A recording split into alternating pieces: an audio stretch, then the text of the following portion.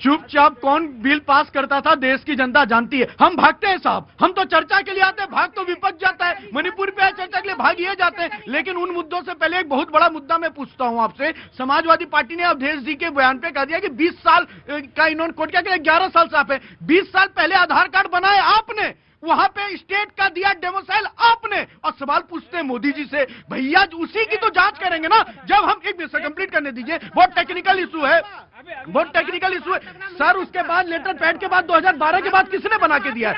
2012 के बाद कई बीएलओ ने उन्हें फॉर्म भर के वोट करने के अधिकार दिलाए गए, उस पर सवाल है। और बीएलओ की जो चिंता बार बार कांग्रेस करती है, मेरे साथ आज ये कह दें कि भैया जी के शोक में ही आज नारे लगाते हैं कि ममता दीदी 18,000 कब दोगे बीएलओ का, वरना हम आपकी सरकार को उखाड़ फेंकेंगे। बोलिए है आज तो जब आए थे ना देश के प्रधानमंत्री, तो इसी पे एक श्रद्धांजलि में ही बोल देते 2 शब्द कि भाई इतने 25 लोग बीएलओ मर गए। लेकिन नहीं, ये लोग राजनीति करते हैं, ये लोग चाहते हैं जनता इस तरीके से बता रहे हैं कि भारत का उदय जब मोदी जी आए तभी हुआ, उसके पहले कुछ नहीं है।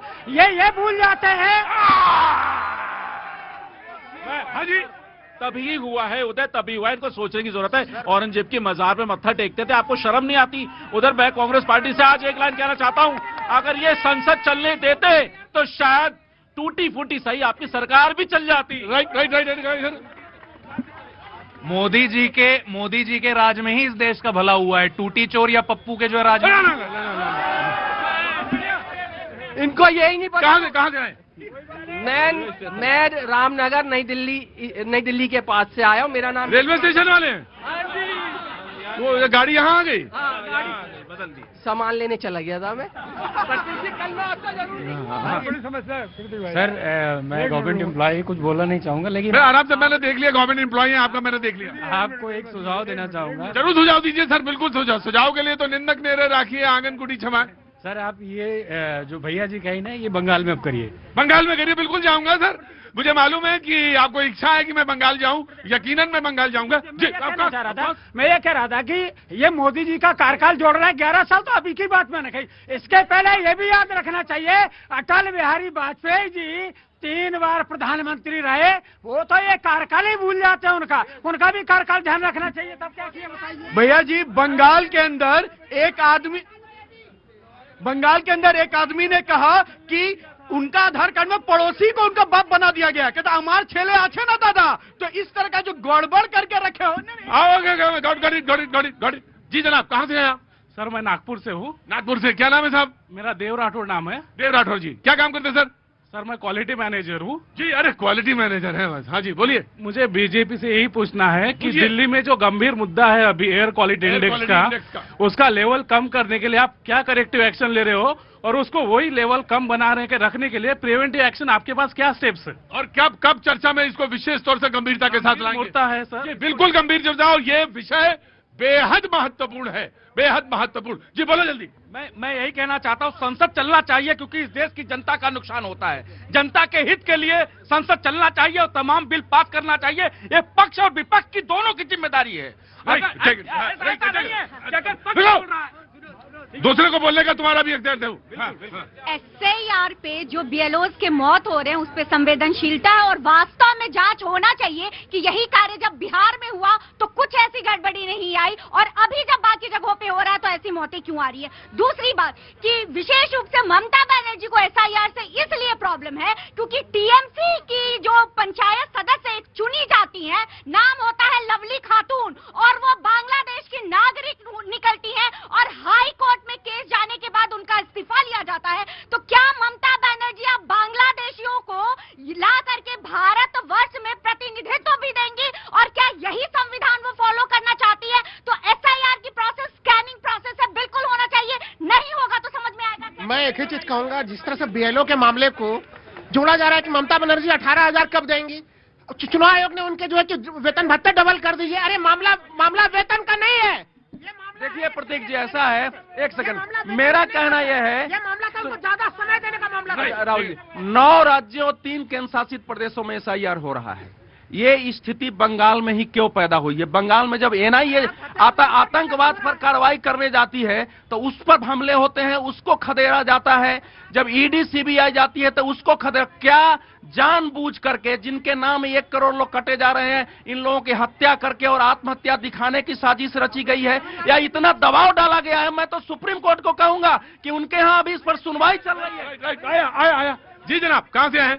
गोरखपुर से। गोरखपुर से, क्या नाम है साहब? गंगा सागर पांडे मेरा। गंगा सागर पांडे जी, जी बोलिए। मैं एक ही क्वेश्चन करना चाहूंगा कांग्रेस से, बीजेपी छोड़ के बाकी सारे पार्टियों से निवेदन करूंगा, क्या कांग्रेस पश्चिम बंगाल में इंडिविजुअली लड़ेगी चुनाव, कि बिहार को देखते हुए कि वहाँ लड़ने जाएगी कि नहीं लड़ेगी? कांग्रेस वहाँ पे इंडिविजुअली चुनाव लड़ेगी पश्चिम बंगाल में, ये सवाल पूछना चाहते पांडे जी गोरखपुर से। जी जनाब। बंगाल में ये चीजें जो होती है ना, उसका रीजन एक है कि ममता बनर्जी के सपोर्ट से ये लोग मिलके पश्चिम बंगाल को भारत से अलग करना चाहते हैं, और सेम हाल पंजाब का भी है। लेकिन ये चीज लिख के ले लो कि जब तक नरेंद्र मोदी और अमित शाह जैसे लोग जिंदा हैं, ये चीज कभी कामयाब नहीं होगी। जी जनाब। देखिए, कोई भी देश का प्रधानमंत्री रहो, चाहे वर्तमान प्रधानमंत्री हो या गृह मंत्री हो या पहले रहे हो, कोई देश के खिलाफ कोई नहीं है। मैंने ये कह रहा हूँ कि देश को कोई गिरवी रख देगा या देश के खिलाफ कर देगा। पहले के लोगों ने भी कुर्बानियां दी हैं और सबको पता। अभी मत्था टेकने की बात कर रहे थे, पता होगा आडवाणी जी भी मत्था टेक के आए थे पाकिस्तान में, याद है कि नहीं? जल्दी हाँ जी बोलो। सर मैं बोलता हूँ, मुझे एक बात पूछनी है सर से। इन्होंने बोला कि बॉर्डर से जो 20 साल से जो बंगाल में जो लोग बांग्लादेशी आ रहे हैं, हाँ। इन्होंने बोला 20 साल पहले सरकार किसकी थी, इनसे जरा पूछेंगे एक बार। वो जब जो आए थे वो उन्हीं की सरकार में आए थे, बीजेपी ने सिर्फ उनको निकालने का काम किया, डालने का काम नहीं किया। आप बोल रहे हो कि बीजेपी बॉर्डर पे बैठी है, बीजेपी 20 साल पहले बॉर्डर पे नहीं। ठीक है। अरे जी मैं खुद टीचर हूँ और ये बीएलओ की बात कर। टीचर हैं, बीएलओ की बात। रुको किसान, मैं मालूम है तुम्हें बहुत चर्चा है। हाँ। ये जो बीएलओ की बात कर रहे हैं, बीएलओ मर गए, ये हो गया, ऐसा कुछ नहीं है। बीएलओ पे कोई इतना दबाव। टीचर हैं, उनको असिस्टेंट्स दे रखे हैं, उनके साथ बकायदा उनको स्कूल से फ्री कर रखा है। कोई पढ़ाई से आपका बयान संवेदनशील, असंवेदनशील भी लग सकता है लोगों को, असंवेदनशील भी लग सकता है। हाँ, तो ये ऐसे क्यों कहते हो सकता है कि किसी परिस्थिति के कारण उनकी जांच होनी चाहिए। जांच होनी चाहिए। ऐसा क्यों हुआ? राजस्थान में तो ऐसे भी है। कांग्रेस हाँ जी। राजस्थान में भी आत्महत्या की घटना राजस्थान में भी घटी है। सबसे पहली शुरुआती घटना राजस्थान से ही आई थी, जोधपुर से, फिर जयपुर से। जी भैया जी तो नहीं है। बीएलओ फॉर्म लेके जाते हैं, बैठ के चाय पीते हैं, लोग दबाव बनाते हैं आपके, नहीं सस्पेंड कर देंगे। अरे भाई, पश्चिम बंगाल का केस अलग है सर। मैंने बताया ना कि 6 करोड़ 57 लाख वोटर होना चाहिए, 1 करोड़ 63 लाख वोटर का नाम है समाजवादी। नोएडा में पता है कि कितने बीएलओ पे एफआईआर दर्ज करा दी डीएम ने, आपको पता है कि नहीं? अगर दबाव होगा, क्या ये प्राइवेट कंपनी है क्या आपको टारगेट पूरा करना? बीजेपी भैया जी कोई एफआईआर दर्ज नहीं हुआ। मैं आपको स्पष्ट बताता हूँ, बंगाल के अंदर टीएमसी के एमएलए कहते हैं एक खाने कोई सर्वे होते ना, अगर तुम आओगे तो तुमको खदेड़ के काट के भेजेंगे। ये टीएमसी के एमएलए का ऑन राइट स्टेटमेंट है और जिम्मेदारी से कह रहा हूँ, कोट करके कह रहा हूँ उस एमएलए को। और दूसरी बात मैं कह रहा हूँ सर, ये मोदी जी ने बिल्कुल सही कहा, 10 साल से यही रोना, हाय रे वोट चोरी, हाय रे संविधान लूट लिया, वोट खतरे में, लोकतंत्र मर गया। रोते रहे, क्या मिला? जनता ने कहा ना कोई लोकतंत्र खतरे में है, ना कोई संविधान। कांग्रेस इनको 400 पार नहीं आए ना, इसलिए इनको तकलीफ हो रही है।